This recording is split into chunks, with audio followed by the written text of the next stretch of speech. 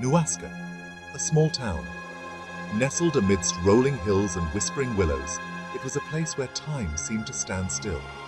Known for its vibrant art scene and close-knit community, Nuwaska was a canvas of creativity. A haven for artists seeking inspiration, where every corner held a story waiting to be told through brushstrokes and colors. But now, fear clung to the air like morning mist, wrapping the town in an eerie silence. Found on the outskirts of the woods, the killer's palette and brushes scattered around, as if abandoned in haste. The killer's last masterpiece, an unfinished symphony of colors on the brick wall of the old mill, stood as a grim reminder of what was left undone. The town mourned, its heart heavy with sorrow. The vibrant hues of the killer's art, now a painful reminder of what was lost. Whispers replaced laughter, and the joy of creation was overshadowed by a cloud of despair.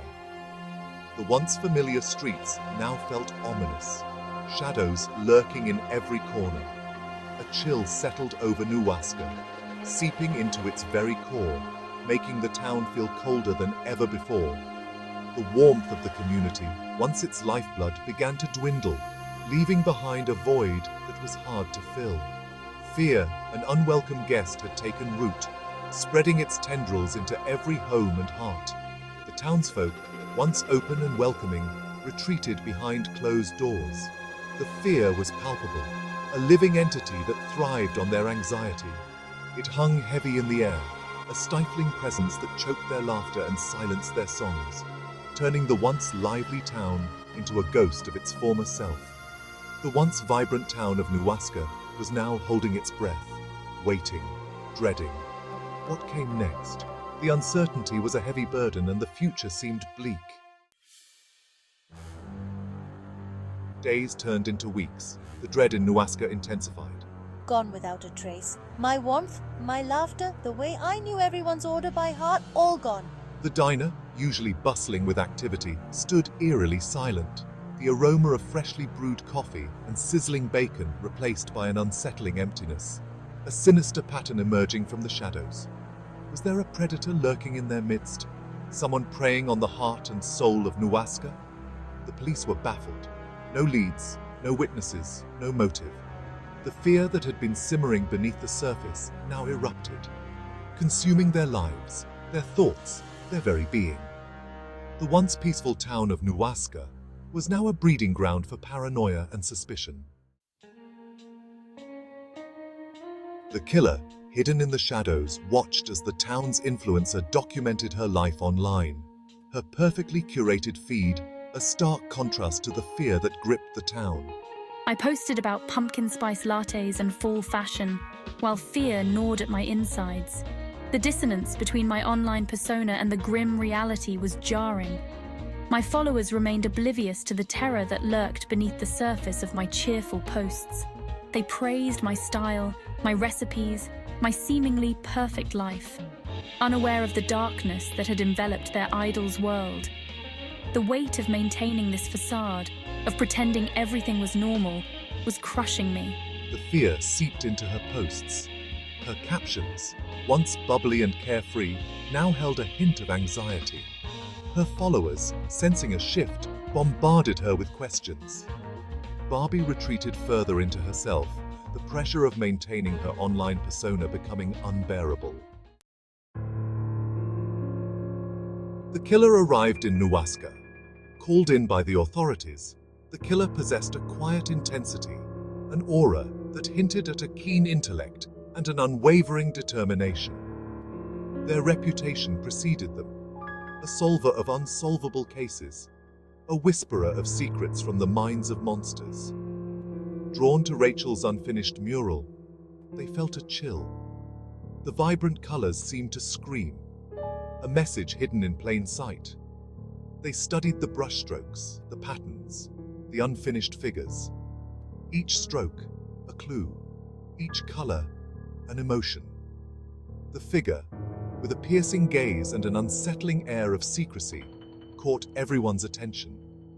The figure, with their piercing gaze and carefully crafted persona, seemed to be hiding something. A connection, perhaps, to the darkness that had befallen Nuwaska. The pieces of the puzzle were starting to fall into place.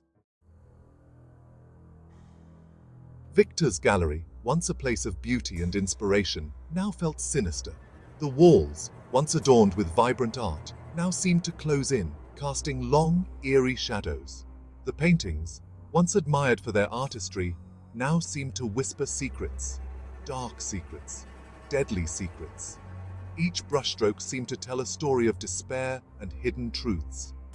A palpable darkness clung to the gallery walls, a sense of dread that tightened its grip with every step Victor took. The air was thick with tension, almost suffocating.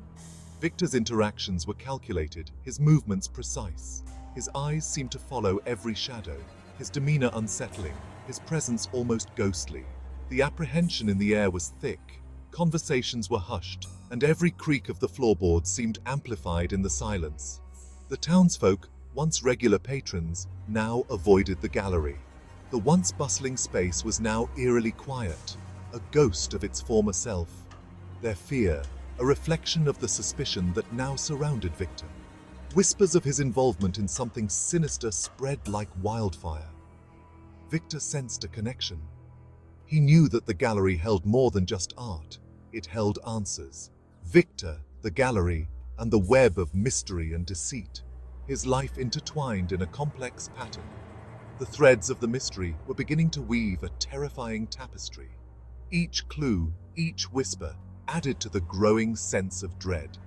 A tapestry woven with fear, secrets, and the chilling possibility that a monster walked among them. The gallery was no longer just a place of art. It was a place of shadows and whispers.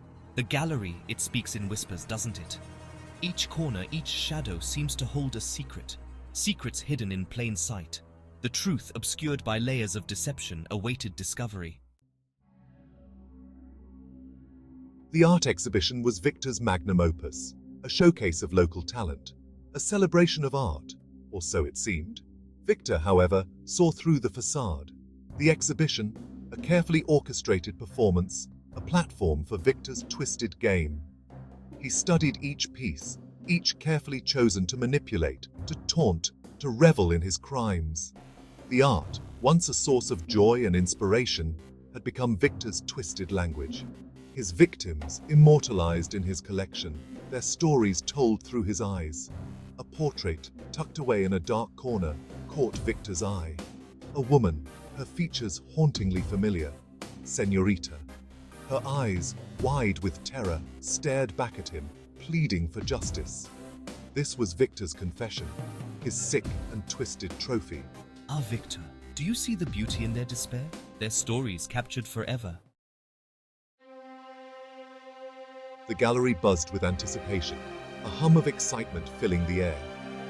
The elite of Nuwaska, oblivious to the truth, mingled, sipping champagne, admiring the art. They were dressed in their finest, their laughter and conversations a facade masking the underlying tension. Unaware that they stood in the presence of a monster, their smiles and pleasantries hiding the danger lurking among them. Victor moved through the crowd, his every step calculated, his demeanor a carefully constructed mask. He had spent months preparing for this moment, studying his surroundings, his routines, and his weaknesses. The tension in the room was palpable, a silent storm about to break. The moment arrived, and the air seemed to thicken with anticipation. Victor's crimes were revealed. His voice steady, he laid out the details of his heinous acts, each word a nail in the coffin of his freedom. The evidence, irrefutable, laid bare for all to see. Photographs, documents, and testimonies that painted a chilling picture of Victor's true nature. The gasps of horror, the murmurs of disbelief, the palpable shift in the atmosphere. It was a symphony of shock and disgust.